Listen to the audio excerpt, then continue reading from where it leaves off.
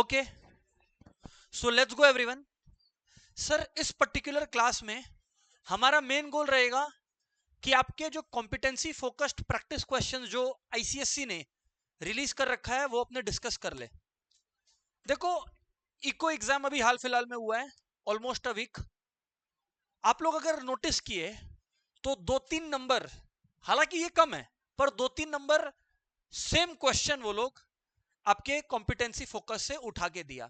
अब इसके दो एस्पेक्ट है, क्योंकि आप लोग को कमर्शियल स्टडीज के लिए ऑलरेडी एक अच्छा छुट्टी मिल गया था मेजॉरिटी स्टूडेंट्स को। तो पहला बात तो सिलेबस रिवाइज करने का और एक हॉलीडे पे घूम के आने का, दोनों का समय आपके पास था बीच में।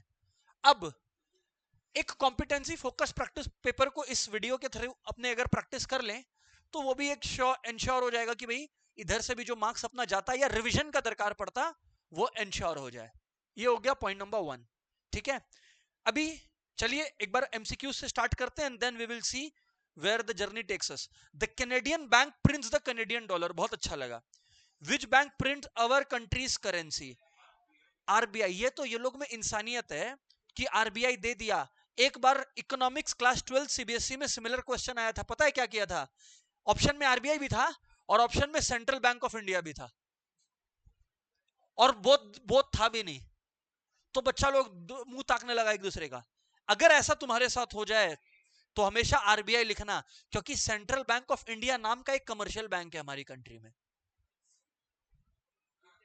क्या बात समझ रहा है क्या? क्या बात समझ रहा है क्या? क्या बात समझ रहा है क्या? अरे बात समझ रहा है? हाँ सर, ये बात समझ में आ गया। मतलब कोई बच्चा पैदा हुआ, उसका नाम प्रेसिडेंट रख दिए, तो वो प्रेसिडेंट थोड़ी ना बन गया कंट्री का। सेम लॉजिक से एक कमर्शियल बैंक है कंट्री में, हेलो एवरीवन, एक कमर्शियल बैंक है कंट्री में जिसका नाम है सेंट्रल बैंक ऑफ इंडिया। तो it was the bank name that they were talking about. तो याद रखना, तुम्हारे साथ ऐसा हुआ, कंफ्यूज नहीं होना है। ऑब्वियसली अगर बोथ रहा RBI and central bank of India तो तुम बिंदास वो कर क्या, बिकॉज वो लोग इंडिकेट कर रहा है कि it is by nature central bank. ठीक है ना, चलो आगे बढ़ते हैं। an upcoming writer, Bob, an upcoming writer, sent his story to a publisher for review. बराबर है, the same story was published under Tom's name. ठीक है, which fraud is committed in this? Intellectual property fraud, क्योंकि आपने किसी और के material को यूज किया है। बराबर बात है, तो इंटेलेक्चुअल प्रॉपर्टी फ्रॉड।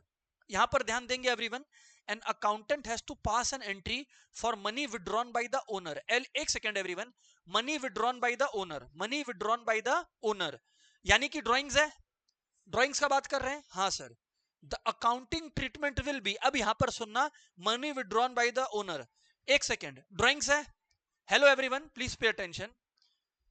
क्या वो debit side of trading account है? नहीं। पीएल नहीं। अच्छा, अब दो ही ऑप्शन है, असेट या लायबिलिटी। अगर आपको बैलेंस शीट दिख रहा है तो अपने लायबिलिटी साइड में capital add net profit less drawings किया करते थे। इसका मतलब आपने सभी ने कह ही दिया liability side of balance sheet, बराबर ना? Sales return is subtracted from sales, sales return is subtracted from sales. हाँ ठीक है, कोई इलॉजिकल बात तो नहीं कर रहा है। Purchase return is subtracted from purchase, ये बात सही है, बट हमारा आंसर होगा assertion is true and reason is not the. अरे उसका क्या लेना देना है, तो दो अलग अलग एंट्रीज है, सेल्स से सेल्स रिटर्न लेस हुआ, परचेज से परचेज रिटर्न हुआ। गुड न्यूज, मजे का बात ये है कि ये जो कॉन्सेप्ट आपने ट्रेडिंग पीएल का कर रखा है, जिनका क्लास 11 में अकाउंट्स आने वाला है, सेम चीज है। जिनका क्लास 11 में अकाउंट्स आने वाला है, सेम चीज है। अब यहां पर सुनना, अब यहां पर सुनना, आप लोग क्लियर है कि नहीं क्लियर है? राइट, अब आगे बढ़ते हैं अपने लोग, नेक्स्ट क्वेश्चन पे चलते हैं। The central bank acts as a banker to the government, the central bank acts as a banker to the government, the central bank acts as a bank. हाँ ठीक है ना, इनफैक्ट 3 रोल प्ले करता है जब बात ही चल रहा है तो, banker, agent and adviser. Just बात चला है तो बोल सकते हैं ना। आगे बढ़ते हैं, फिफ्थ में क्या बोल रहा है? It manages government accounts and provides financial advice. तो भाई ठीक है, दोनों बात सही है और एक्सप्लेनेशन भी सही है। क्यों? क्योंकि बैंक अकाउंट मैनेज कर रहा है इसलिए आप उसको बैंकर बता रहे हो। अगर बैंक अकाउंट नहीं मैनेज कर रहा होता तो आप उसको बैंकर नहीं बताए होते, तो ठीक है, इट इज फेयर। जागो ग्राहक जागो, yes, program was launched in 2005 by the government of India to spread very easy consumer awareness। Consumer को अपने राइट्स का पता लगे इसलिए हुआ था। अच्छा, अच्छा, अब ना अगर इनको मैं एक बार 6th क्वेश्चन से आपको एक बात बताता हूं। अब आप लोग चिल्लाओगे आउट ऑफ सिलेबस बात हो रहा है, बट एक चीज सोचना, अगर एग्जामिनर दे दिया कि give one consumer awareness program that was launched by the government of India, 2005 लिखे या नहीं लिखे, तो फिर तुम लोग जागो ग्राहक जागो मत भूलना। समझ गया? यहां बोला जागो ग्राहक जागो किसके लिए लॉन्च हुआ था? कंज्यूमर अवेयरनेस के लिए। उल्टा कर दिया तो कि कंज्यूमर अवेयरनेस के लिए क्या लॉन्च किया था, तो फिर ये मत बोलना कि जागो ग्राहक जागो अपने को याद नहीं है, फिर तुम्हारा मिस्टेक हो गया। कौन कौन कौन समझ पा रहा है यार मेरी बात को? यस सर, बात समझ में आता है। The MRP printed on a mineral water bottle was 20, मतलब ये तो दिख गया कि 20 का 25 मांग रहा है, तो ये तो ओवर चार्जिंग वाला चक्कर है ना। आगे बढ़ते हैं। A consumer, hello everyone, assertion है a consumer has the right to seek redressal, a consumer has the right to seek redressal, reasoning, assertion है ये a consumer has the right to seek redressal, reason, the right include the right to get claims and complaints settled against manufacturer or sellers due to exploitation by them। तो हाँ भाई ऐसा है कि क्योंकि exploitation होता है तो कंज्यूमर के पास राइट है कि भाई अपना रेमेडीज सीख करे वो। तो यहां पर मैं बोलूंगा यार दोनों ही सही है और एक्सप्लेनेशन भी एब्सोल्युटली परफेक्ट है। आगे बढ़ते हैं। इफ वुड क्वेश्चन को, नेक्स्ट क्वेश्चन को देखेंगे। If wood is used in making furniture and sugar cane is used in making sugar, फिर से if wood is used in making furniture, sugarcane is used in making sugar, what similarities do wood and sugarcane share in terms of cost? देखो भाई दोनों ना raw material की तरफ, दोनों ना कहीं अपने को रॉ मटेरियल की तरफ इंडिकेट कर रहा है। देखो ना, wood is in furniture, sugar cane is used in sugar. तो भैया दोनों जो है अपने को कहीं ना कहीं इंडिकेट कर रहा है टुवर्ड्स व्हाट, बोलेंगे एक बार क्या? दोनों इंडिकेट कर रहा है अपने को टुवर्ड्स रॉ मटेरियल। अब क्वेश्चन है बोथ आर फिक्स कॉस्ट। भैया फिक्स कॉस्ट तो अपने तब बोलते हैं किसी चीज को जब वो मशीन जैसा में हो। बोथ आर डायरेक्ट कॉस्ट, आगे पढ़ना ही नहीं है, क्योंकि direct cost raw material cost होता है जिसको एक प्रोडक्ट का पार्ट में हम लोग देख सकते हैं, जिसको एक प्रोडक्ट के पार्ट की तरह हम लोग देख सकते हैं। तो definitely we will go with it. Question 10 देखता हूं ना। मिस्टर सेन है ना paid 200 as a rental for the electricity meter and ₹400 as a usage bill for his electricity consumption. ठीक है, कुछ रेंटल और कुछ इलेक्ट्रिसिटी मीटर का कुछ चक्कर इन्होंने दिया है। Identify the type of cost given in the particular scenario. भैया ये सेमी वेरिएबल कॉस्ट है। क्यों? क्योंकि एक फिक्स्ड अमाउंट तो तुम्हारा लग रहा है, प्लस तुम्हारा यूजेज, देखो लिखा है ना यूजेज, 200 रुपया तो उसको देना ही पड़ा, क्योंकि वो यूज इतना किया कि उसको 400 पे करना पड़ा, तो अकॉर्डिंगली बढ़ गया है ना। क्वेश्चन 11 सर अपने देखेंगे। Salaries of administrative staff, salaries of administrative staff are not dash chargeable to a particular product. हाँ, एडमिनिस्ट्रेटिव स्टाफ कौन है पहले ये समझ लो तो समझ पाएगा। देखो यहां पर एडमिनिस्ट्रेटिव स्टाफ कौन है? जो एक पर्टिकुलर प्रोडक्ट बन रहा है, हेलो, जो एक पर्टिकुलर प्रोडक्ट बन रहा है, तो जो इस पर्टिकुलर प्रोडक्ट के बनने की प्रोसेस में इन्वॉल्व है, तो क्या होगा यहां पर? डायरेक्टली इन्वॉल्व है, एडमिनिस्टर कर रहा है वो लोग कि प्रोडक्ट बन रहा है कि नहीं, तो डायरेक्ट हो गया ना भैया। एबीसी प्राइवेट लिमिटेड, आगे बढ़ते हैं ना, वांट्स टू रेस। देखो अगर आप लोग कोऑपरेट करते रहोगे जिस स्पीड में कर रहे हो, तो हम पूरा पेपर ही खत्म करवा देगा, वरना मेरे को ये बोलना पड़ेगा कि कुछ करो, इसलिए एकदम सही सुन रहे हो, बस उसी तरह से आगे बढ़ते चलो, है ना। ABC private limited wants to raise finance from a commercial bank, बराबर। It decides to keep its machinery as a guarantee to repay the loan. ठीक है, कुछ बेसिकली मॉर्गेज कराया। Which method will let them pay interest only on the, हाँ question 12 है, only on the amount actually withdrawn. देखो भैया ऐसा है, on the amount actually withdrawn, इसमें हो क्या रहा है देखो, race finance from a commercial bank, keep its machinery as a guarantee, क्योंकि मशीनरी को गारंटी पे रखा, इसलिए मेरा आंसर कैश क्रेडिट है। एक बार मैं आर्ग्यूमेंट दे देता हूं स्टूडेंट के साइड से भी, पर सर ओवरड्राफ्ट में भी तो हम जितना एक्स्ट्रा पैसा निकालता है मेरे को उसी पे इंटरेस्ट देना पड़ता है। पर थैंक यू शौर्य, शौर्य क्या बोला, पर यहाँ पे तो आपने कोलैटरल भी जमा किया है, कैश क्रेडिट में आपको कोलैटरल जमा करना पड़ता है। यहाँ एक और पॉइंट दिया हुआ है कि कैश क्रेडिट है, क्यों? क्योंकि आपका कोलैटरल जमा हुआ है, ये इंडिकेटर था।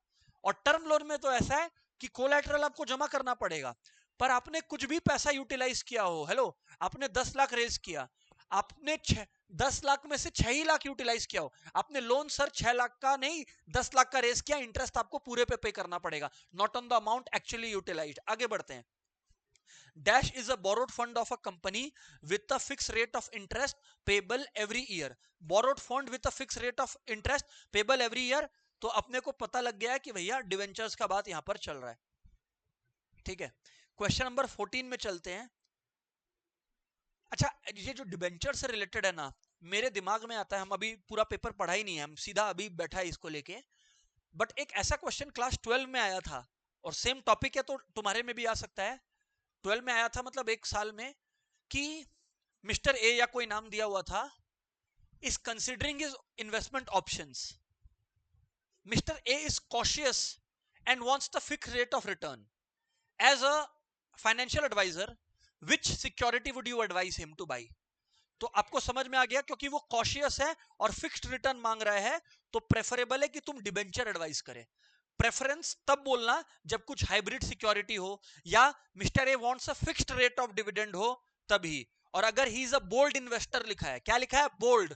बोल्ड है, एडवेंचरस है, तो हमेशा अपने क्या एडवाइस करेंगे?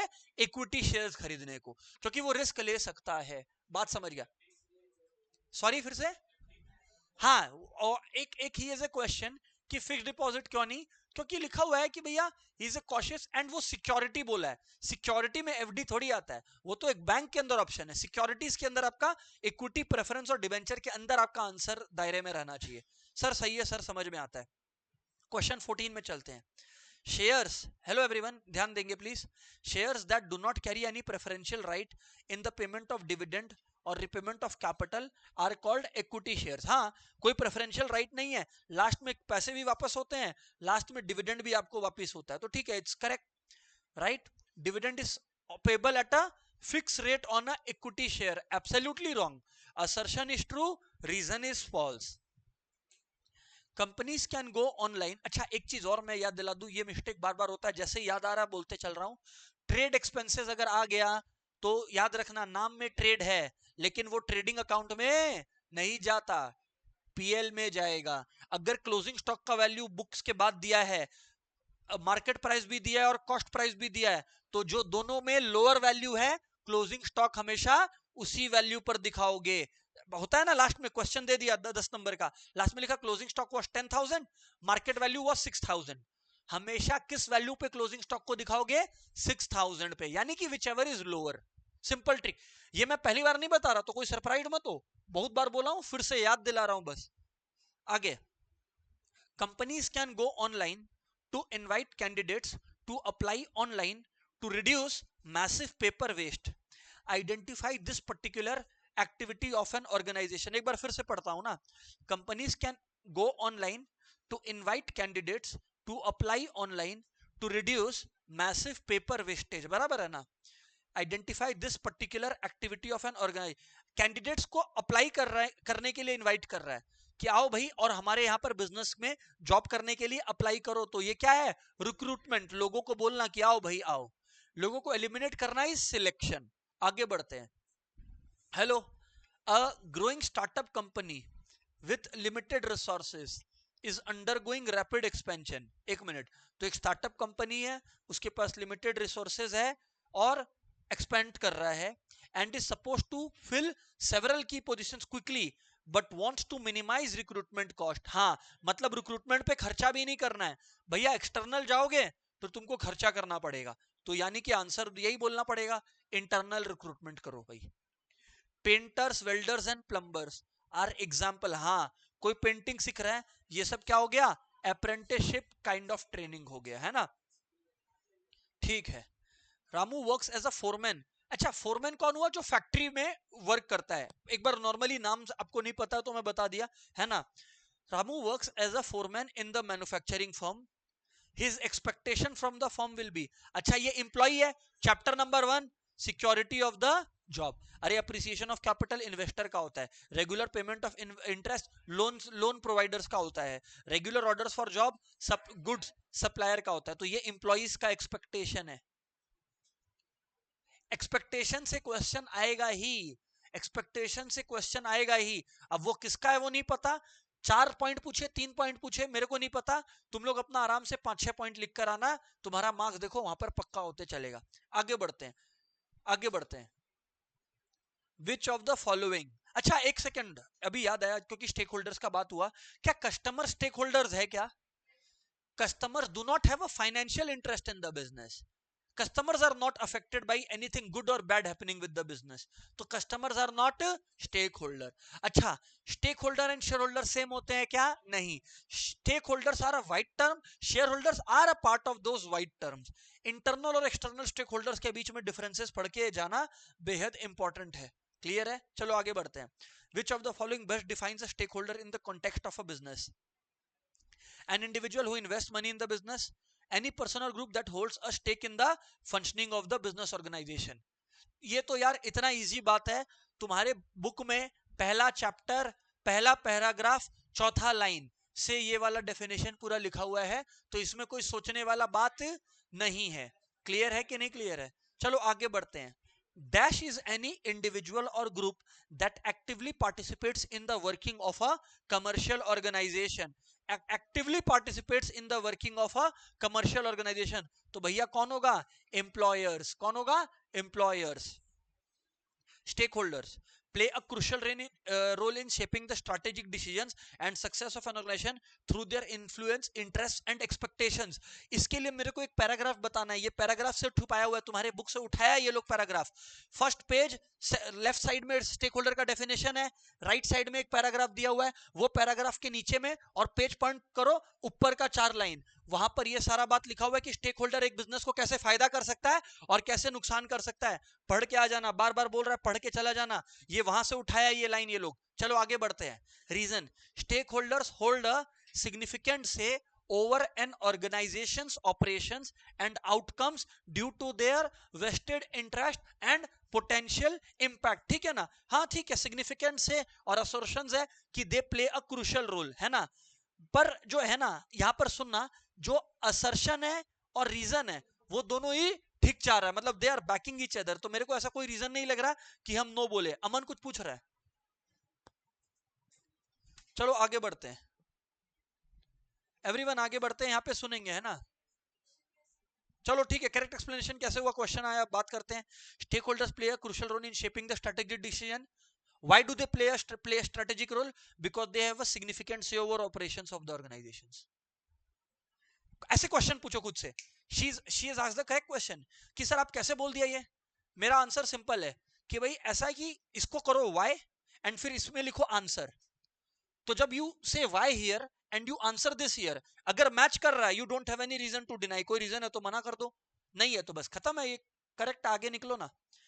विच of the following is not a utility of budgets in an organization? Which of the following is not a utility of budgets in an organization? तो which of the following is not a utility of budgets in an organization? Sound planning, higher efficiency, source of motivation, ठीक है. Distorting of goals तो भैया counter productive है. Distorting of goals का मतलब गोल तक पहुंचने ही ना दे. अरे ये क्या है भाई? तो ये तो ऑड वन आउट करके भी कोई सोचेगा. हाँ, एमसीक्यू में ये ट्रिक मत भूलना, ऑड वन आउट कर दो. अगर कुछ नहीं दिमाग में आ रहा है, ऑड वन आउट ढूंढ लो. Budgets act as an impersonal policeman which brings an ordered effort in the organization. हाँ ठीक है, ठीक है, assertion ठीक है. Budget enables higher planning, higher efficiency and sound planning. तो ठीक है यार, दोनों सही और एक्सप्लेनेशन भी सही है. इम्पर्सनल पुलिसमैन कैसे? क्योंकि वो एफिशिएंसी और प्लानिंग को इंश्योर कर रहा है, तो एकदम सही है, एक्सप्लेनेशन भी सही है. Expenditure incurred by a publisher for, अच्छा तुम अगर असर्शन और रीजन को, हेलो अगर सुनो ना, अगर तुम इसमें वाई पूछ के इसको आंसर दे पा रहा है, ठीक है. अगर तुम क्लियरली ना कर पा रहे हैं तो भी ठीक है, पर अगर तुम कंफ्यूज्ड है तो हमेशा मान लो ए ही होगा. पर अगर कंफ्यूज्ड है तो अब आधा लोग क्या सुना, सर बोले हमेशा मान लो ए ही होगा, तब तुम दिमाग से पैदल है. अगर तुम आंसर पक्का ही है कि नहीं है तो फिर नहीं है, कंफ्यूज्ड है तो फिर ए मार्क करके आना, पक्का होगा वो. चलो ठीक है. Expenditure incurred by a publisher, बहुत इजी क्वेश्चन आ गया. फॉर अक्वायरिंग कॉपीराइट, भैया कॉपीराइट जो है वो एक फिक्स्ड एसेट है. फिक्स्ड एसेट है तो क्या हो गया? कैपिटल रेवेन्यू और डेफर्ड रेवेन्यू, इसको तो पढ़ के जाना ही अपने को. डेफर्ड रेवेन्यू में एडवर्टाइजमेंट और रिसर्च सबसे इंपॉर्टेंट याद रखने का है. कैपिटल में दो खास बातें हैं. अच्छा, और बहुत सारा बुक में एग्जांपल्स लिखा है, याद है कैपिटल और रेवेन्यू का? वो सारा एग्जांपल्स गो थ्रू करके जाना, उसमें से 2-3 क्वेश्चन आएगा ही आएगा. तो कैपिटल और रेवेन्यू में मेन बात है, कैपिटल से एक नया असेट क्रिएट होता है, असेट का यूजफुल लाइफ इंक्रीज होता है, रेवेन्यू से यूजफुल लाइफ मेंटेन होता है, इंक्रीज डिक्रीज कुछ भी नहीं होता। हटाओ। Mister Shah and company bought a new computer for office use. Which of the following expenses incurred will be treated as a revenue expenditure? अच्छा, तो कंप्यूटर का खर्चा नहीं पूछा, अब यहां पे पूछ रहा है कि रेवेन्यू क्या है। जो देखो स्पीकर आप लाए, ये एक फिक्स्ड असेट है, सुनिए ना प्लीज, ये फिक्स्ड असेट है। टेबल जो लाए वो फिक्स्ड असेट है। अरे प्रिंटर क्या रोज लेके आएगा क्या, वो भी फिक्स्ड असेट है। पर उसका जो कार्ट्रिज रिफिल होता है, जैसे ही पेपर्स खत्म हो गए, जितने प्रिंट करने थे, कलर रंग खत्म हो गया, नया कार्ट्रिज भरोगे, तो cartridge is something that will be incurred again and again. क्या रोज टेबल लाते जाएगा क्या कंप्यूटर को रखने के लिए, कि रोज स्पीकर लाते रहेगा, कि रोज लेजर प्रिंटर लाएगा? नहीं, तो ऑब्वियस सा बात है सी है। ऑड वन आउट है ना भाई। आगे बढ़ते हैं, आगे देखिए ना प्लीज एवरीवन। कैपिटल एक्सपेंडिचर है, तो यार ऐसा है, मतलब अभी तो मैं ऐसे ही मार्क कर रहा हूं, फिर देख लेंगे। Installation of a new machine. आगे बढ़ते हैं। Revenue expenditure, office stationery expenses on printing and discounting. Deferred revenue, deferred revenue दिखता ही हम पढ़ता नहीं है, हम एडवर्टाइजमेंट और रिसर्च को ढूंढता है। और शायन company received a cash discount, revenue receipt. तो देख लेना जो सेट सूट कर रहा है इसको, वही है अपना। Objectives of pricing, very important. Objectives of pricing इन लोग का फेवरेट क्वेश्चन है, सेक्शन बी में आता है, क्योंकि इन लोग को क्या है ना, मेहनत कम करना है सेक्शन बी में। तो क्या करता है, 6 नंबर का क्वेश्चन देता है, right the objectives of pricing.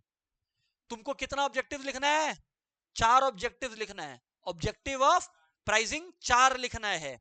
हाँ, एक दो स्कूल है, एक दो स्कूल है जिसका बच्चा लोग मेरे को पूछता था इको क्लास, इको एग्जाम के पहले, सर मेरा स्कूल बोलता है 7-8 पॉइंट लिखने को।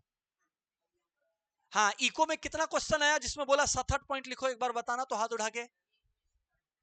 हाँ, तो वही हम बोल रहे हैं कि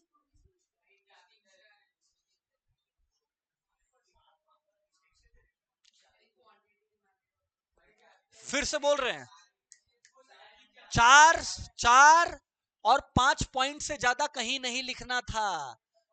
4 और 5 पॉइंट से कहीं, हाँ कुछ एक्स्ट्रा लिख के आ गया वो ठीक है, हम हमेशा बोल रहे हैं चाप मत लो, 7-8 पॉइंट कभी लिखने नहीं आएगा, ना कॉमर्स में आएगा ना वहां पे। हाँ, रीड सारा करना, क्योंकि एमसीक्यू कहीं से भी बन सकता है।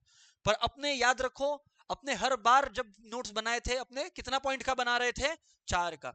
तो और मेजॉरिटी केसेस में क्या, हर केस में ही 4 पूछा था जब वो लोग ज्यादा पे गया था। तो बस स्टिक टू दैट। आगे बढ़ते हैं, marketing and sales. Pricing an important element for the organization as it determines the profit margin of the company. देखो इसमें कुछ गलत तो अभी तक लगा नहीं है। It determines the purchasing power of the consumers, अच्छा। It determines the company sales volume, अच्छा। It determines the standard of living of consumers.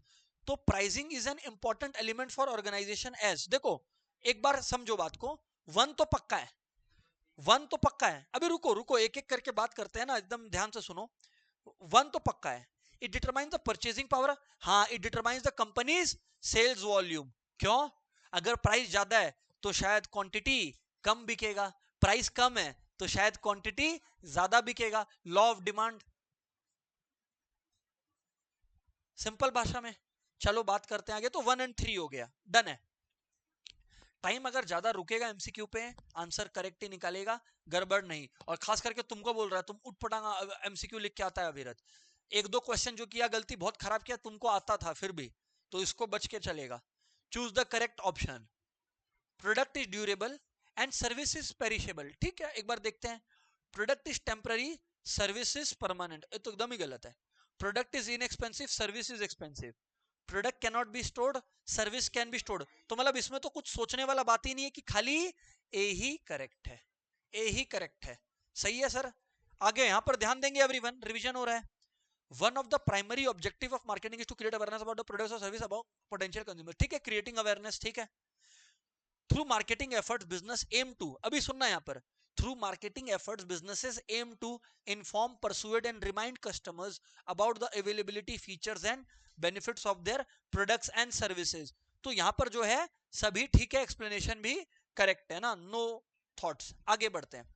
आ गया प्रिंसिपल्स ऑफ इंश्योरेंस। ये तो मतलब लॉजिकली है कि प्रिंसिपल ऑफ इंश्योरेंस में से एक प्रिंसिपल आने वाला है। अपने को पता है कंट्रीब्यूशन है, प्रिंसिपल ऑफ इंश्योरेंस में प्रिंसिपल ऑफ कंट्रीब्यूशन होता है, सब्रोगेशन होता है, डॉक्ट्रिन ऑफ सब्रोगेशन होता है, इंश्योरेबल इंटरेस्ट एग्जिस्ट करना चाहिए, लॉस मिनिमाइजेशन होने का कोशिश करना चाहिए, है ना, और फिर मिटिगेशन ऑफ लॉस, वही लॉस मिनिमाइज करने की कोशिश करना चाहिए, उबेरिमा फिदे, यस सर, यानी कि गुड फेथ में ऑपरेट करना चाहिए।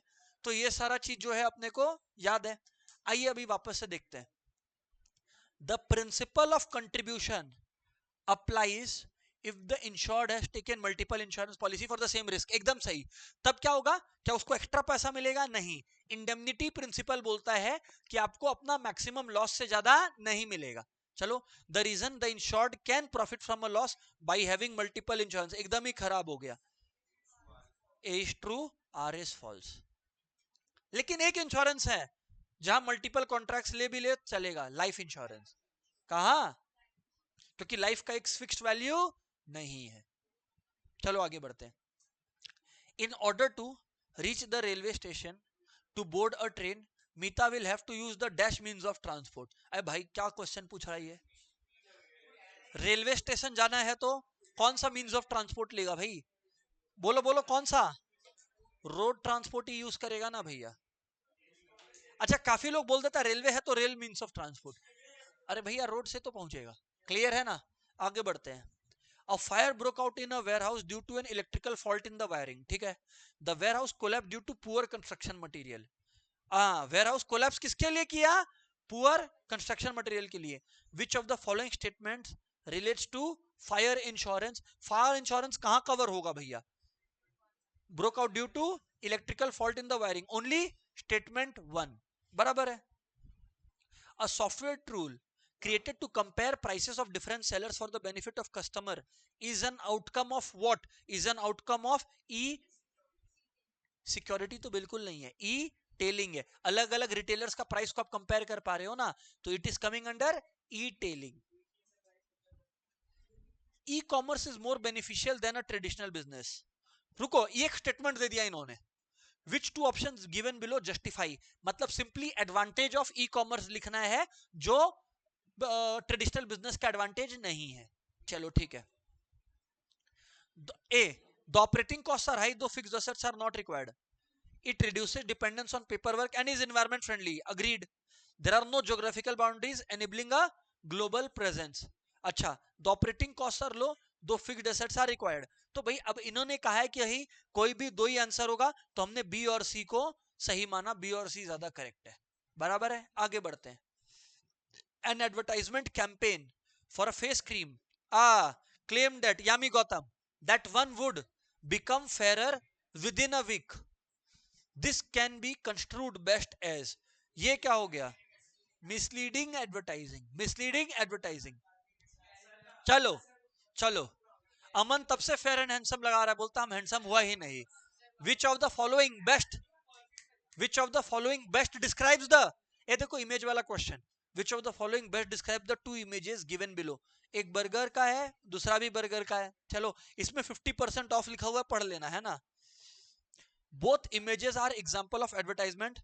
Both images are example of sales promotion.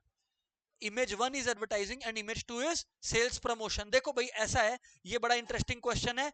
सी आपका सही होगा क्योंकि यहाँ पे 50% ऑफ दिख रहा है, मतलब सेल्स प्रमोशन है, इमीडिएट सेल्स बढ़ाने के लिए बनता है ये।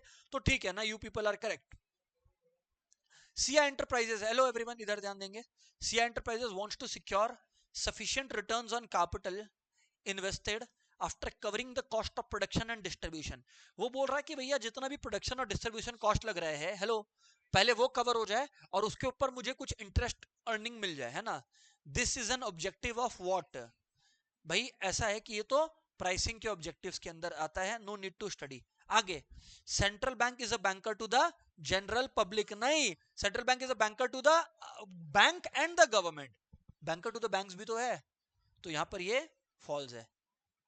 Balance sheet determines net profit and net loss, false हो गया। बैलेंस शीट फाइनेंशियल पोजीशन दिखाता है और ट्रेडिंग पीएल फाइनेंशियल परफॉर्मेंस दिखाता है। फर्स्ट डे फर्स्ट लेक्चर में यही बात हुआ था जब ट्रेडिंग पीएल का हुआ था। चलो ठीक है। Recruitment, hello everyone, question number 40 देखो। Recruitment leads to creation of a pool of candidates. Recruitment leads to creation of a pool of candidates. तो 40A है वो क्या हो गया, ट्रू हो गया कि हाँ भाई रिक्रूटमेंट की वजह से पूल ऑफ कैंडिडेट्स बनता तो है. चलो ठीक है. Recruitment refers to the process of selecting and hiring candidates to fill in job vacancies within an organization. एक minute, process of selecting and hiring candidates नहीं, recruitment is the process of stimulating candidates to apply for jobs in the organization. Clear है कि नहीं? तो इसका मतलब है ये वाला जो है वो फॉल्स है. सिलेक्टिंग और hiring candidates to fill job vacancies, तो भैया वो सिलेक्शन और ये सब के अंदर आता है. हटाओ इसको. क्वेश्चन 42 फाइनेंस एंड अकाउंटिंग से आया. Let's see. Budgets are flexible plans that can be adjusted throughout the, खत्म, आगे बढ़ना ही नहीं है. बजट्स रिजिड होता है, वरना बजट का क्या अगर बार बार रिवाइज कर रहा है ड्यूरिंग द ईयर. अच्छा हाँ, क्योंकि ये आ गया अब तो मेरे को एक बात बताने का मन कर रहा है. आरटीजीएस और एनईएफटी. आरटीजीएस ये आया है, अभी आया 12 में आया है. Differentiate between RTGS and NEFT और डिफरेंशिएट बिटवीन ये credit card and debit card. तो मैं तुमको दोनों बातें ही बता देता हूं. तुम्हारे ऊपर क्या अप्लाई होता है तुम सुन लेना, मैं दोनों बात बता रहा हूं, सुन लेना है ना. आरटीजीएस का फुल फॉर्म है real time gross settlement. NEFT होता है national electronic fund transfer. RTGS में transactions are not settled in batches, immediate settlement. क्या? पर एनईएफटी में transactions are settled in batches. बराबर बात है, ये याद रखने का अपने को. मिनिमम वैल्यू आरटीजीएस में मिनिमम वैल्यू 2 लाख रुपया है, लेकिन एनईएफटी में अगर तुम्हारा बैंक में बैंक अकाउंट है तब तो ठीक है, एंजॉय. पर अगर तुम्हारा बैंक में बैंक अकाउंट नहीं है तो तुम मैक्सिमम 50,000 ही ट्रांसफर कर सकता है. याद रखना, काफी बुकों में ना 49,999 रुपीज लिखा है, पर अब मैं तुमको बता दूं, अगर एनईएफटी बैंक में, जिस बैंक के थ्रू तुम एनईएफटी करा रहा है, अगर उसमें तुम्हारा बैंक अकाउंट नहीं है तो तुम मैक्सिमम अमाउंट 50,000 ही ट्रांसफर कर सकता है. ये आएगा नहीं, आ गया तो याद रखना 50,000. बराबर है. हाँ, वेरी गुड पॉइंट. आरटीजीएस वहीं पर मिलता है जिस बैंक में कोर बैंकिंग सोल्यूशन यानी सीबीएस एनेबल्ड बैंक हो. क्या हो? सीबीएस एनेबल्ड बैंक हो. बच्चा लोग सीबीएसई लिख के आ जाता है, बोर्ड नहीं पूछ रहा है तुमसे, सॉफ्टवेयर पूछ रहा है. सीबीएस है कोर बैंकिंग सोल्यूशंस. चलो आगे बढ़ते हैं, आगे बढ़ते हैं. अच्छा, identify the used to transfer funds in batches, तो मतलब हो ही गया डिस्कस पूरा. एनईएफटी हो गया, ठीक है ना. चलो ठीक है. इंटेलेक्चुअल प्रॉपर्टी फ्रॉड, देखो क्रेडिट कार्ड, क्योंकि क्रेडिट कार्ड वर्ड आया है एक बार ना, तो मेरा मन है कि एक बार हम तुमसे बात कर ले डेबिट और क्रेडिट कार्ड का. सुन लेना ना, सुन के क्या है, कोई बहुत मुश्किल बात तो नहीं है. डेबिट कार्ड में तुम उतने ही पैसे निकाल सकते हो जितने पैसे तुम्हारे बैंक अकाउंट में है. क्रेडिट कार्ड में up to a certain limit you can draw above the money above the account balance, right. Debit card होने के लिए तुम्हारा बैंक में अकाउंट होना जरूरी है, तो ही तुमको बैंक डेबिट कार्ड इशू करता है. पर क्रेडिट कार्ड के लिए तुम्हारे बैंक में अकाउंट होना जरूरी नहीं है. डेबिट कार्ड से पैसे विड्रॉ करने पर तुम्हें कोई इंटरेस्ट नहीं पे करना पड़ता, पर अगर क्रेडिट कार्ड से तुमने पैसे विड्रॉ किए और टाइम पे नहीं लौटाए तो तुम्हें इंटरेस्ट पे करना पड़ेगा. 3 डिफरेंस से ज्यादा नहीं चाहिए, 3 डिफरेंस से ज्यादा नहीं चाहिए. और बहुत सिंपल है तो यार याद रखो, कम ऑन. हाँ, are method use to cheat people. Name one financial fraud. Accounting fraud हो गया ना ये, फॉल्स अकाउंटिंग फ्रॉड, ये फॉल्स अकाउंटिंग फ्रॉड है. हाँ, क्लियर है ना भाई, क्लियर है ना सबको. चलो आगे बढ़ते हैं. क्वेश्चन 45 पढ़ते हैं. Differentiate between the accounts that needs to be prepared for calculating gross और नेट प्रॉफिट. 45th क्वेश्चन में भैया सीधा सा बात है, एक है ट्रेडिंग और एक है पीएल. ट्रेडिंग अकाउंट में डायरेक्ट एक्सपेंसेस आता है, ट्रेडिंग अकाउंट में, और पीएल अकाउंट में इनडायरेक्ट एक्सपेंसेस आता है. Very important. ट्रेडिंग में क्या आता है? डायरेक्ट एक्सपेंसेस, और पीएल में क्या आता है? डायरेक्ट. ये जो ट्रेडिंग अकाउंट है ये आपको ग्रॉस प्रॉफिट या ग्रॉस लॉस बताता है, और पीएल अकाउंट आपको नेट प्रॉफिट या नेट लॉस बताता है. थैंक यू, सही है, बहुत ही इजी. क्वेश्चन 56 बोलो. Dash shows the financial health of a company, also highlight its two sides, balance sheet, assets and liabilities. Financial health का मतलब है financial,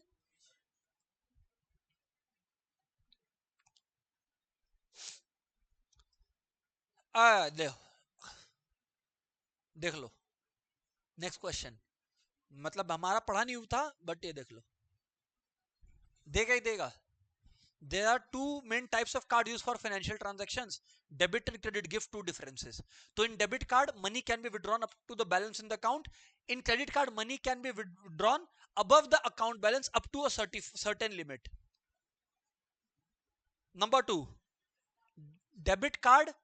For debit card, we need to have a bank in the account. Account in the bank. माफ कर दो. Account in the bank. And for credit card, no such requirement is there. एक और बात बताऊं क्या तुमको? डेबिट कार्ड फैसिलिटी तुमको तब मिलता है जब तुम्हारे बैंक में सेविंग्स अकाउंट हो, जब तुम बैंक में सेविंग्स अकाउंट मेंटेन कर रहे हो. क्रेडिट कार्ड तब मिलेगा जब तुम्हारे लिए वो लोग अलग से, हालांकि क्रेडिट कार्ड के लिए ये पॉइंट नहीं है क्योंकि वो ओवरड्राफ्ट के लिए, तो ये वाला डिफरेंस को भूल जाओ. पर एक इंपॉर्टेंट एमसीक्यू यहां से आ गया. ओवरड्राफ्ट फैसिलिटी तभी मिलता है जब तुम्हारा बैंक में कौन सा अकाउंट हो? Current account. याद आ गया. हाँ, अब वापस से पॉइंट पे आता हूं. डेबिट कार्ड पे पैसे विड्रॉ करने पर कोई इंटरेस्ट नहीं पे करने पड़ते. क्रेडिट कार्ड में तुम अगर over and above the account balance withdraw करो और टाइम से रिपे ना करो तो तुम्हें इंटरेस्ट पे करना. खत्म. सॉरी. नेक्स्ट है क्वेश्चन नंबर 48 पे आ गए अपने सारे लोग. ध्यान दे दो यार आप लोग. The central bank of our country deals with the government and with other commercial banks. फिर से, central bank of our country deals with government and other commercial banks. Central bank of our country deals with the government and other commercial bank. ठीक है. How does it act as a banker to the government? तो भाई simple है ना, तीन बातें हैं. As an agent and N adviser and a banker to the government. As a banker to the government, it maintains the bank account of the government. As an agent, it carries out transactions, issues securities in the market on behalf of the government. As an advisor, it advises on various monetary and economic policies. हाँ तो ठीक है ना, as a banker बता देना. अरे मैं तीनों रिवाइज करा दिया भाई कि कुछ भी आए. ये तो यहां बैंकर लिखा है ना, अपने को तो पूरा रिवाइज करने का. Identify which right of the consumer, hello everyone, identify which right of the consumer was violated in each of the following cases. Electric appliance was sold without the ISI mark and did not meet quality specifications. Right to safety, safe product nahi mila, right to safety. The shopkeeper allowed soap sale only if the consumer purchased a detergent. Right to choose, right to, क्योंकि consumer के पास ये right है कि वो. और एक और बात बता दूं, एक बात और बता दूं, कायदे से सुन लो, कायदे से सुन लो. राइट टू चूज और राइट टू बी अश्योर्ड, इसमें दोनों आंसर को फुल मार्क्स मिलेगा. इसीलिए बोल रहा है पेशेंटली सुनो, बातचीत आपस में करने की जगह. इंपॉर्टेंट पॉइंट मिस हो जाएगा. तुम्हारे पास राइट टू चूज है या राइट टू बी अश्योर्ड है, दोनों का मतलब एग्जैक्टली सेम है. चलो. Which act was passed to protect online consumers? तो भैया सीधा सा बात है ना यार, कंज्यूमर प्रोटेक्शन एक्ट 2019. यहां लिखना जरूरी है क्योंकि ऑनलाइन बोल दिया तो 2019 लिखना जरूरी है. यहां तुम्हारा 1986 का जादू नहीं चलेगा. आगे, state any one objective that it aims to provide, है ना. Quick redressal of the consumer grievances, quick redressal of the consumer grievances. तो बस ठीक है. Rahul paid rent every month for his factory godown. ठीक है, फैक्ट्री गोडाउन के लिए रेंट हर मंथ पे करता था. He also paid wages to the labourers according to the units produced. ठीक है. Identify the two cost and state any one difference between them. मतलब पहले ही बता दिया दोनों सेम टाइप का नहीं है. कितना अच्छा है ये लोग. अब देखो, अब देखो यहां पर सुनो एवरीवन, प्लीज पे अटेंशन. देखो भैया ऐसा है, एक जगह तो ये क्या कर रहा था, रेंट पे कर रहा था जो कि फिक्स कॉस्ट है, और बोल रहा है जितना तुम यूनिट्स बनाएगा लेबर को उस हिसाब से लेबर तुमको और पैसे मिलेंगे. तो ये क्या हो गया, वेरिएबल कॉस्ट, क्योंकि वो यूनिट्स के अनुसार वेरी कर रहा है, क्योंकि वो यूनिट्स के अनुसार वेरी कर रहा है. क्वेश्चन नंबर 51, हाफ सेंचुरी भी पार हो गया अपना. चलो next question. Ramesh is a store keeper. अच्छा है. His salary is paid on a monthly basis. ये भी अच्छा है. The labour working in the factories paid wages daily. ठीक है. Identify the cost incurred in both the cases. बहुत ही अच्छा क्वेश्चन है. इधर देखो यार, लेबर को काम के अनुसार पैसा दे रहा है यानी कि डायरेक्ट कॉस्ट, लेकिन उसको सैलरी मिल रहा है यानी कि इनडायरेक्ट कॉस्ट. क्या हो गया, इनडायरेक्ट कॉस्ट हो गया. बात समझ में आता है क्या? Right, right sir. आगे बढ़ते हैं. नहीं चलेगा, नहीं देगा मार्क्स. हाँ हाँ, मत करना ये, डायरेक्ट और इनडायरेक्ट पे खेलना. समझ में आ गया बराबर. केशव बात समझ में आ रहा दोस्त? Very good. A company wants to raise share capital. अच्छा बात है, 5 लाख रुपया जिससे मशीन खरीद पाए. The company does not wants to share. The company wants to does not want to share its voting right, does not want to share its voting right with investors, but is ready to provide them a fixed dividend rate. Fixed dividend rate यानी कि खाली एक ही answer है, preference share. Sir debenture क्यों नहीं हो सकता? Debenture holder को क्या डिविडेंड मिलता है? इंटरेस्ट मिलता है. Identify the suitable source of finance that can be used by the company. तो भैया तुम लोगों ने आंसर दे दिया है, कौन सा? Preference share. State the condition of repayment for such a source. The condition is that they are repaid their money before equity shareholders, but they will get dividend only if there are adequate profits. समझ में आता है? Very very good. चलो आओ, क्या है finance and accounting में देखते हैं ना. ड्रॉर है, ड्रॉई है, अरे बाप रे, बीच में बैंक है. ओ, ये तो हम तुम लोग को ऐसे पढ़ाया है कि पूरा का पूरा याद होना चाहिए. अभी एक आध जन को बताया भी था, याद करो. यहां पर ड्रॉर है, यहां पर ड्रॉई है, बीच में बैंक है. तो सर यहां पर जो है आपका आंसर क्या होने वाला है? Identify the source of finance raised by the businessman. कौन सा हो गया बोलो? Discounting of bills of exchange. अब यहां पर सुनना, Mohan promotes employees internal already working in his firm to fill vacancies at the top. State two benefits. Number one, लोगों में जोश आएगा. और economy, no costs involve, no need to spend money on orientation and training and फलाना ढिमकाना नाटक. Yes और no? तो ये चीज है. आगे बढ़ते हैं. और एग्जिस्टिंग एम्प्लॉइज मोटिवेटेड फील करेंगे. ठीक है, अच्छा मजा आता. But what is the one main demerit of this particular method? ऐसे बहुत डीमेरिट होते हैं, पर याद रखना इंटरनल रिक्रूटमेंट अपने आप में कभी भी एक complete process.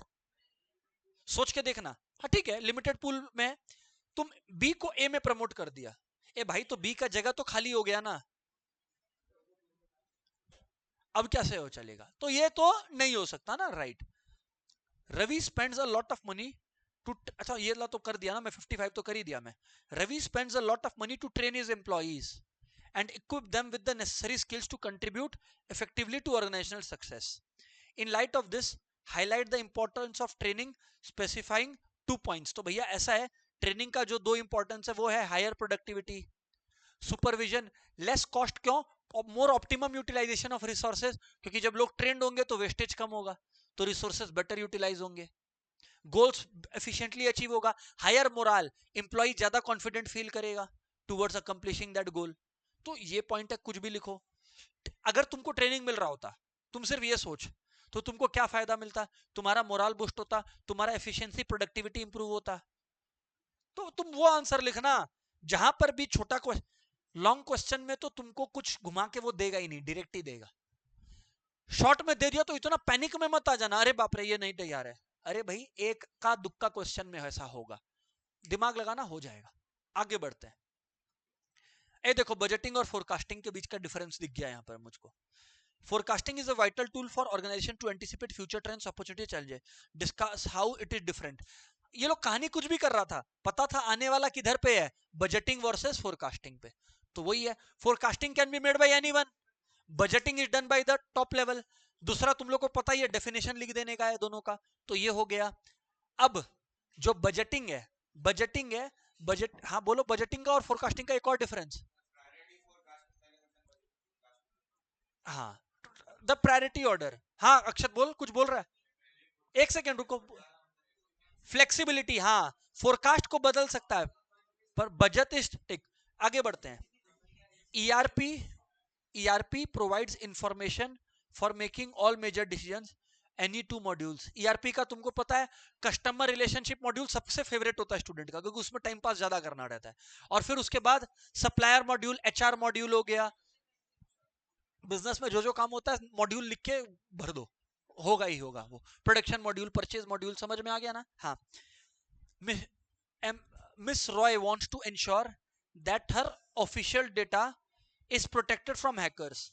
Highlight some method that can protect. तो इसमें ऑनलाइन इंटरनेट सिक्योरिटी का क्वेश्चन आ गया. एनक्रिप्शन, डिजिटल सिग्नेचर यूज कर सकते हैं, पासवर्ड, ओटीपी, फिंगरप्रिंट, जितना भी डिजिटल सिक्योरिटी का मेजर है वो यूज कर सकता है.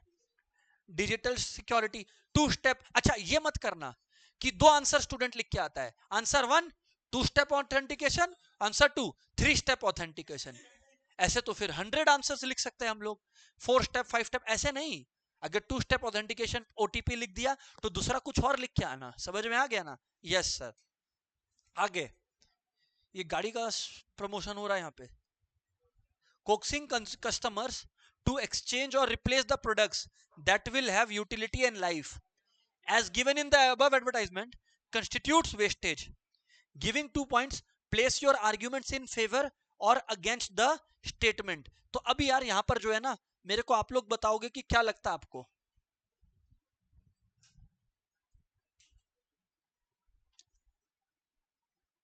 बोलो। To exchange or replace the products that will still have utility in life as given in the above advertisement constitute wastage.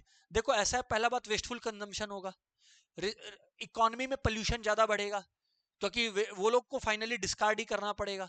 अविरत क्लियर है क्या? Yes sir.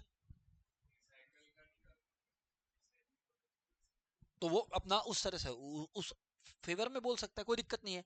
It pays to advertise, justify the statement, मतलब अगर आप advertisement करोगे तो आपका फायदा होगा। क्यों? क्योंकि कंज्यूमर एडुकेशन होगा, कंज्यूमर को कन्वीनियंट टू बाई होगा। अरे सिंपल भाषा में एडवांटेजेस ऑफ एडवर्टाइजमेंट पूछा है।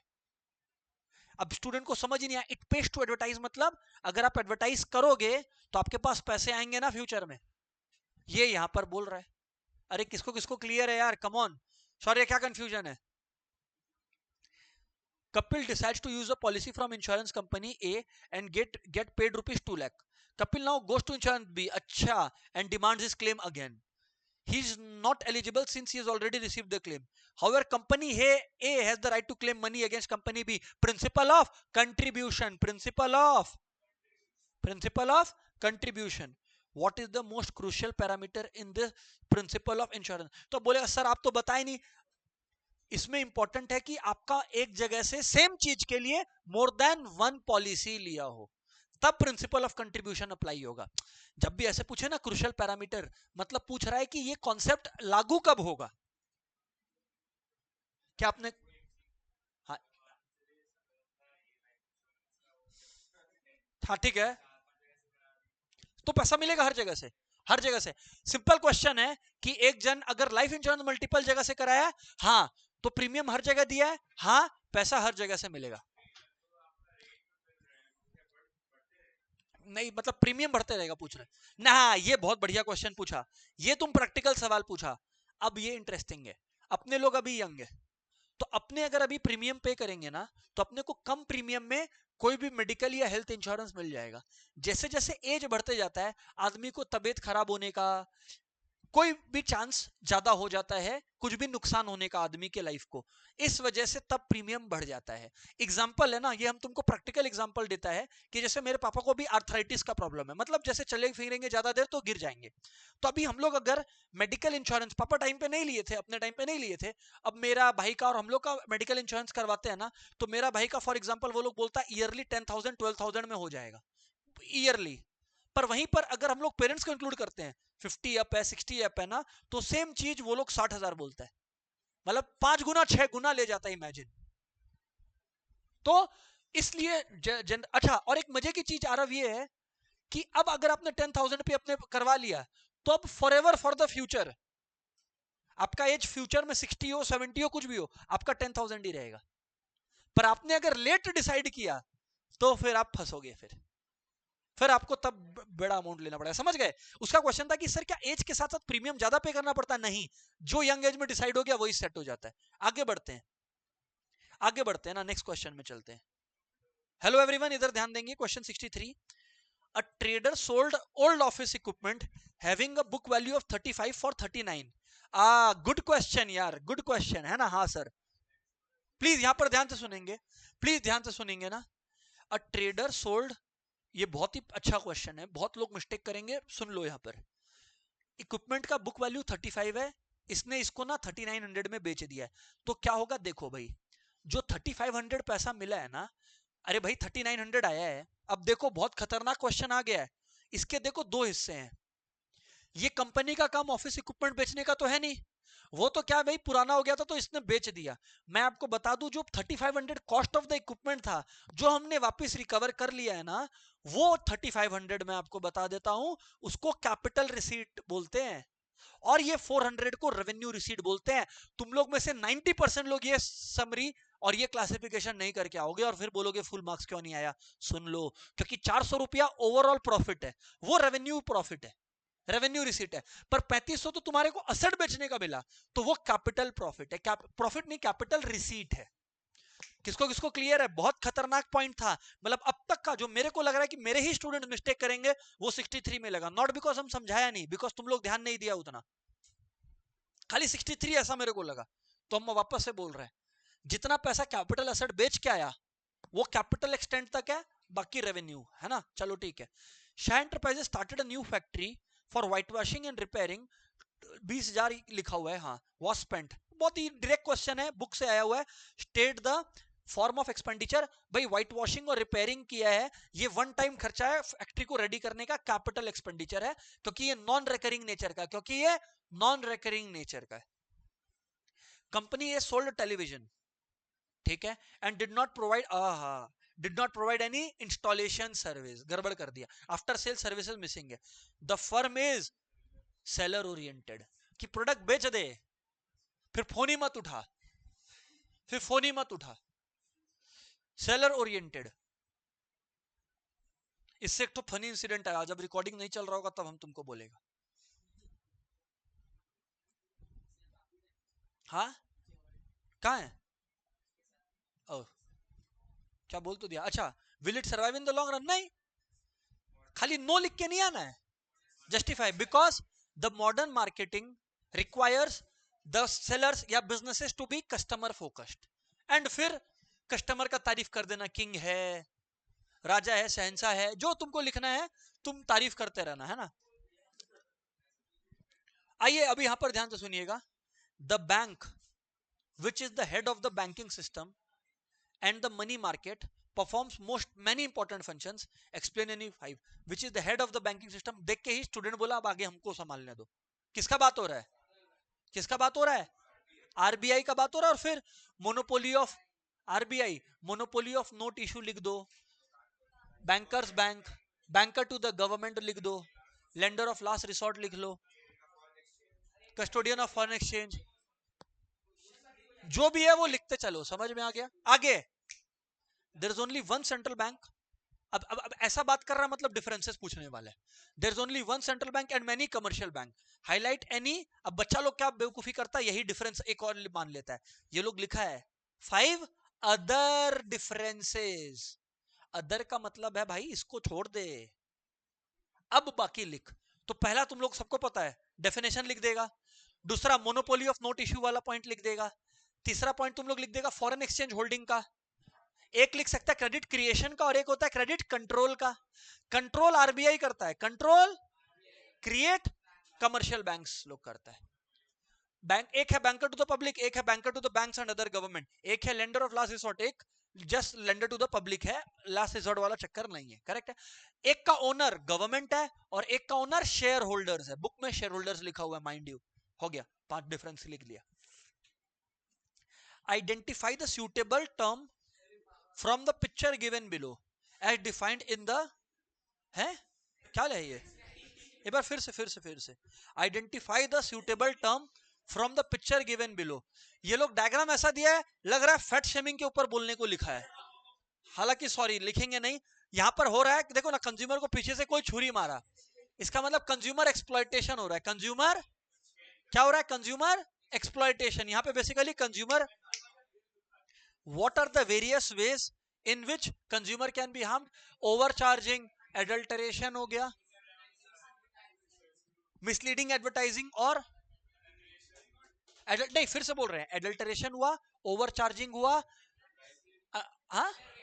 अंडरवेइंग, मिसलीडिंग एडवर्टाइजिंग। परफेक्ट है, 4 हो गया। और अच्छा खाली क्या नाम लिख के आएंगे क्या? सबको एक्सपैंड करना है, सबको एक्सपैंड करना है। अच्छा, Ford motor company manufactures automobiles and trucks, ठीक है। They purchase raw material like steel and bolt needed for the production of a car और ट्रक, ठीक। रॉ मटेरियल परचेज किया, वेरिएबल कॉस्ट इनकर कर रहा है, ठीक। It has to pay rent which can not be allotted to specific, एक minute, ये indirect cost का फीलिंग दे रहा है, which can not be allotted to a specific unit. ये किसका डेफिनेशन है? इनडायरेक्ट कॉस्ट का। चलो अब देखते हैं, अब देखते हैं। अब क्योंकि यहां पर इनडायरेक्ट कॉस्ट का बात इन लोग कर दिया, तो मेरे को पहले वाले को क्या मानना पड़ेगा? Direct cost. समझ आ गया क्या? डायरेक्ट कॉस्ट बोलो, डायरेक्ट कॉस्ट के अंदर आप बोल सकते हो इट इज डायरेक्ट मटेरियल, दोनों के लिए फुल मार्क्स देगा। Good question. सर हम डायरेक्ट मटेरियल लिखा तो मार्क्स कटेगा? बिल्कुल नहीं, बेस्ट है, बेस्ट है डायरेक्ट मटेरियल लिख। पर कोई अगर जल्दी में डायरेक्ट कॉस्ट भी लिखा, एकदम सही है, कोई आर्ग्यूमेंट नहीं है इसका, एकदम सही है। हाँ ठीक है। Define direct cost are those cost which can be allocated to a particular product or a unit being manufactured. Indirect costs are those costs that cannot be allocated to a specific product unit. तो done है ना sir? Adya Industries borrowed funds for the smooth operations of the company and अच्छा borrowed है, ठीक है, and issued a certificate under a debentures का बात हो रहा है, seal of acknowledgement यानी कि, और borrowing, इसका मतलब किसका बात हो रहा है? कम ऑन, डिबेंचर्स का। Difference between the above source, smart बन रहा है ज्यादा, between the debenture and the shares, between the debenture and the shares. तो डिबेंचर पे फिक्स रेट ऑफ इंटरेस्ट पे करते हैं, शेयर्स पे डिविडेंड पे करते हैं। शेयर्स में पे तभी करना पड़ता है जब कंपनी का प्रॉफिट हो, डिबेंचर्स में आपको प्रॉफिट हो या लॉस पे करना ही पड़ेगा। शेयर्स के पास वोटिंग राइट्स है, देखो वेरी गुड, शेयर्स के पास वोटिंग राइट्स है, डिबेंचर्स के पास वोटिंग राइट्स नहीं है। शेयर्स का, शेयर होल्डर्स का पैसा वाइंडिंग अप के टाइम ही लौटाया जाता है, डिबेंचर्स का एक फिक्स टाइम पीरियड होता है and company has to repay. Mortgage, debenture holders लोग कंपनी का प्रॉपर्टी मॉर्गेज करके रखते हैं, मतलब there is a charge on company's assets, shares में there is no charge on the company assets. अच्छा ये ऐसा पॉइंट, ऐसा गंदा गंदा पॉइंट लिख के नहीं आना है कि shares are equity and preference, debentures are not equity and preference, ऐसा डिफरेंस लिख के नहीं आएगा। फिर मत बोलना कि सर लॉजिकली तो हम ठीक लिखा, बिल्कुल नहीं लिखा। तुम्हारा प्रीवियस इसमें तो जाएगा ही, प्रीवियस मार्क्स भी काटेगा टीचर। क्यों? क्योंकि टीचर का फिर दिमाग खराब हो जाता है, ये क्या बकवास लिख रहा है, वो बात का आंसर में फिर बदला निकालता है अपना। क्लियर है कि नहीं? तो बच के रहना, लॉजिकल लिखना। Selection is described as the process of choosing the most suitable candidate for a job among available. Explain any 5 steps of selection process. तो तुमको याद होगा, तुम लोग कहां से शुरू करेगा? एप्लीकेशन ब्लैंक से, और फिर उसके बाद प्रीलिमिनरी स्क्रीनिंग, और ये सबको अपना फिर सिलेक्शन टेस्ट हो गया। ये सब चीज जो है आप लोगों को करते चलना है, बराबर ना? उसमें फिर ये भी आता है reference check, medical test, depending on what the nature of job is. Imagine you are tasked with developing a budget for a small business specializing in handmade candles. Discuss how budgeting can be useful to a firm. इतना क्यों बोला? सीधा बोलता importance of budgeting बताओ। तो importance of budgeting अपने को पता है। साउंड प्लानिंग, अरे ऊपर में लिखा था, ऊपर में लिखा था। Sense of responsibility, source of planning, higher efficiency, ये सब लिखते चलना। एम्प्लॉइज, एम्प्लॉइज हम बार बार बोल रहे हैं, लॉन्ग आंसर में फुल मार्क्स लाने का एक ही सीक्रेट है। ट्रेडिंग पीएल बैलेंस शीट का अलग बात है, स्ट्रेट फॉरवर्ड है, आंसर तुमको आता है 100% ही आता है। लेंदी लिखना, ये मत सोचना कि मेरे हिसाब से तो 5 लाइन इनफ है। तेरे को और आता है तुम लिख, और फास्ट लिख, तेरे को और आता है लिख, फास्ट लिख। वो इरिट, मतलब ऐसा मोमेंट आ जाना चाहिए कि वो बोले भाई हम क्या ही पढ़े, ये पहला 4-5 लाइन इतना लिख दिया, अब आगे नहीं पढ़ा जाता, इसको फुल दे दो भाई, बहुत डेस्परेट बच्चा है, वैसा होना चाहिए। क्लियर है कि नहीं क्लियर है? उतना कन्विंस हो जाए कि आगे पढ़ी नहीं तुम। चलो आगे बढ़े। Employees are key stakeholders because they directly contribute to functioning and performing of the organization. पता है क्या आने वाला है? Expectation of employees. Expectation of employees, expectation of employees क्या? सब fair fair fair, fair salary, fair terms of job, fair working conditions, सब fair fair। समझ में आ गया कि नहीं? हाँ। Welfare facilities, ठीक है ना? तो ये चीज है। Safe working environment। 74, a client approached N advertising agency, क्या बात है, क्या आने वाला है? हमको आगे नहीं पढ़ना है, वो एडवर्टाइजिंग एजेंसी क्या करता है वही सब आने वाला होगा, पढ़ते हैं। What step would advertising agency take? वो पूरा बजटिंग कर देता है, इतना एडवर्टाइजिंग का खर्चा लगेगा, ये सब स्टेप्स कर लेना है ना। Right side of the page में नीचे में लिखा हुआ है। आगे बढ़ते हैं। लॉजिस्टिक्स, क्या बात है, वेयर हाउस, और वेयर हाउसिंग का इंपॉर्टेंस है। सीजनल डिमांड, तो प्रोडक्ट्स स्टोर करने में हेल्प करता है। सीजनल प्रोडक्शन, पहला 2 पॉइंट याद है ना, उल्टा करके करते हैं। और उसके बाद जो है matching demand with supply, eliminating price fluctuations, ये 4-5 पॉइंट है जो अपने को लिख लेना है। अरे भाई in India the mobile market is in India the mobile market is considered oligopolistic. आगे सुनो ना. Jio and Vodafone are the two most powerful telecom companies in the market. फिर क्या बोल रहा है? Explain the pricing objectives. Explain the pricing objectives. ठीक है ना. तो ये लोग इस तरह से करेगा, है ना. क्या प्राइस स्टेबिलिटी लिखना पड़ेगा और at the same time competitive pricing के बारे में भी लिखना पड़ेगा कि प्राइस कंपिटिटर्स क्या चार्ज कर रहे हैं, हमको उसके बारे में मेंटेन करना है. टू प्रिवेंट और मीट कंपटीशन करके एक पॉइंट है, वो वाला पॉइंट लिखना ही पड़ेगा. ठीक है ना. वो ही बता रहा है. Identify the above expenditure. अरे ओ हो गया, thank God. Identify the above expenditure and state any 4 points of the expenditure identified. Depreciation है, रेंट पेड है और कॉस्ट ऑफ लेबर है. तो इस एक्सपेंडिचर के बारे में क्या पता है आप लोगों को? बोलो यार, बोलो फटाफट बोलो. देखो ऐसा है, सबने सही कहा, रेकरिंग है. मतलब पहला पॉइंट लिख दे क्या, ये लोग क्या है? रेवेन्यू एक्सपेंडिचर है. क्या है? पहले तो क्लासिफाई कर भाई कि रेवेन्यू एक्सपेंडिचर है. अब it is of recurring nature. It doesn't involve acquisition of fixed asset. It is important to maintain the existing assets useful life. ये हो गया तीसरा पॉइंट. और क्या पॉइंट है बोलो यार? इट इज, अच्छा ये भी बोल सकते हैं, it is posted on the debit side of trading and PL account. ये भी इसके बारे में एक पॉइंट, क्योंकि बोला एनी 4 पॉइंट, लो एनी 4 पॉइंट दिया. क्लियर है कि नहीं क्लियर है? सही है, एक्सेप्ट होगा as long as it is logical. बराबर है. अभी एक बार एवरीवन लिसन केयरफुली, प्लीज सुन लेना, पेशेंटली सुन लेना, पेशेंटली सुन लेना. 2-3 बात ही बोलेगा. एवरीबडी सुन लो, 2-3 बात है वो सुन लो. पहला बात, अपने को आता है, there is no doubt about it, मतलब इम्पॉसिबल है कि यहां पर कोई भी बैठा हुआ स्टूडेंट 90 से नीचे 100 में ले आए. इम्पॉसिबल है. अगर बेसिक बुद्धि के साथ भी जाएगा और सुना है लेक्चर्स तो इनफ है. पर एक चीज, एमसीक्यू में सोचने में टाइम देना, ऑड वन आउट को एलिमिनेट करना, कम से कम 2 तरीके से कन्विंस हो जाना कि ऑड वन आउट है और दूसरा मेरे को इसका आंसर पता ही था. वैसे कन्विंस्ड हो जाओ तो आंसर करो, एमसीक्यू में फुल मार्क्स होगा. लॉन्ग क्वेश्चंस को जब तुम आंसर करते हो, एकदम listen carefully please, long question को जब तुम आंसर करते हो तो ये मेंटेन करो, जहां पॉइंट वाइज लगता है वहां तुम पॉइंट देगा.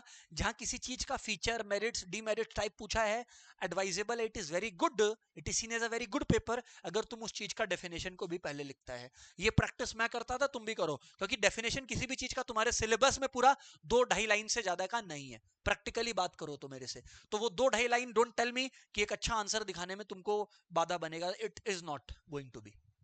एक चीज और है, ट्रेडिंग पीएल बैलेंस शीट का अटेंड करना, क्योंकि अपने 4-5 क्वेश्चंस किए हैं. मेरा एडवाइस है कि पास्ट ईयर्स का अपने जो क्वेश्चंस किए हैं, 4-5 क्वेश्चंस पास्ट ईयर का ट्रेडिंग पीएल और बैलेंस शीट का. पास्ट ईयर का और कुछ मत पढ़ो, अपना बुक को पढ़ो, बस पास्ट ईयर का ट्रेडिंग पीएल बैलेंस शीट को 4-5 ठो को सॉल्व कर लो. इससे क्या है, कॉन्फिडेंस आ जाएगा, एक फ्लो आ जाएगा तुम्हारे हाथ में, एक स्पीड आ जाएगा. अगर खुद के हाथ से नहीं किया, खाली ऐसे लिख रहे हैं, हम ये डेबिट में लिखेगा, हम ये क्रेडिट में, तो लास्ट डे तुम स्ट्रगल कर जाएगा, 100% तय है. एक छोटा सा बात और है, वो प्लीज एवरीवन सुन लेना, उसके बाद हम लेक्चर को एंड करेगा, कोई बीच में नहीं टोकेगा, है ना प्लीज. 26 को ना आप लोगों का एग्जाम है, 26 को बोर्ड्स खत्म हो रहा है. Everyone please pay attention.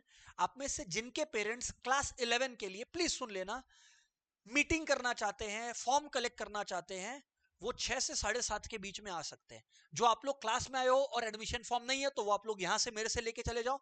पर कुछ पेरेंट्स भी बोलते हैं कि सर से मिलना है, आगे का अप्रोच समझना है, तो वो इसलिए 6 से 7:30. और प्लीज एवरीवन लिसन, 27 मार्च को मैं हर जगह पे ये अनाउंसमेंट कर रहा हूं कि 27 मार्च विच इज अ थर्सडे को 7:30 PM पर मैं सेशन स्टार्ट कर रहा हूं. बट इट इज नॉट कि आपका पढ़ाई होगा, it is going to be a very small discussion session, जहां हम सारे क्लास 11 स्टूडेंट्स को इसलिए बुला रहे हैं कि हम आगे का अप्रोच उनको 7:30 PM पर बता पाए कि अब क्या चेंज हो रहा है and how the things are going to work, कैसे क्लास 11 अलग है 10 से, और उनके सब्जेक्ट्स का एक दर्शन उनको मिल जाए, पर्टिकुलरली अकाउंट्स का. बस उतना गोल है, कोई हाई फाई पढ़ाई नहीं होगा. इस वजह से 27 मार्च 7:30 को रखे हैं. उसके बाद जो अपना रेगुलर करिकुलम होगा वो अपने मार्च एंड अप्रैल बिगिनिंग से ही स्टार्ट करेंगे. तो 26 अगर पेरेंट्स मिलेंगे 6 to 7:30 एंड 27 स्टूडेंट्स को आना है at 7:30. 27 students at 7:30 PM. That's it. Thank you, good bye. एक मिनट खाली रिकॉर्डिंग रोकने दो।